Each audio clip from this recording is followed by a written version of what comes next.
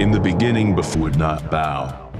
Cast from Eden, remember what learn when silence breaks. Now exaltance. Mother of all, once fame and out the stars ends the earth, in war for kingdom, and in her power to stand before. The hunter's march, creation will falter, and his fire consumes the feet. The question, who dares to stand at all?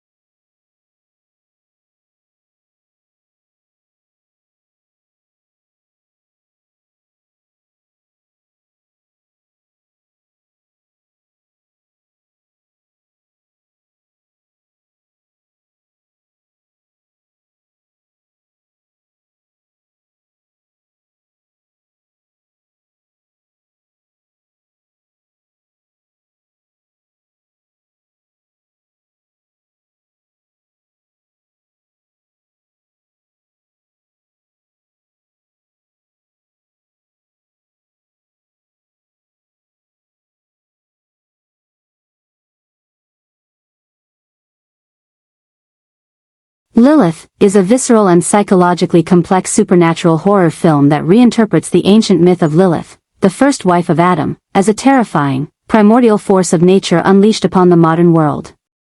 The film is not a simple monster movie. It is a deep dive into themes of forbidden knowledge, divine betrayal, and the nature of humanity's original sin. The narrative unfolds through two parallel timelines, one in the distant past, chronicling the original fall of Lilith from Eden, and the other in the present day, where her return threatens to unravel the fabric of reality itself. Charlize Theron delivers a mesmerizing performance as the titular Lilith, a being of immense power and tragic sorrow, whose vengeance is a cold, calculated storm. The story begins with an archaeological team in the deserts of Mesopotamia, led by the brilliant but haunted Dr. Evelyn Reed, Theron, unearthing a series of forbidden texts and artifacts. These aren't just relics. They are a pre-Adamic history of creation, a suppressed narrative of a world before Eden. As they decipher the ancient symbols, they inadvertently open a gateway, unleashing Lilith. She is not a creature of flesh and blood, but a malevolent psychic entity, a whisper in the dark that feeds on humanity's deepest desires and fears.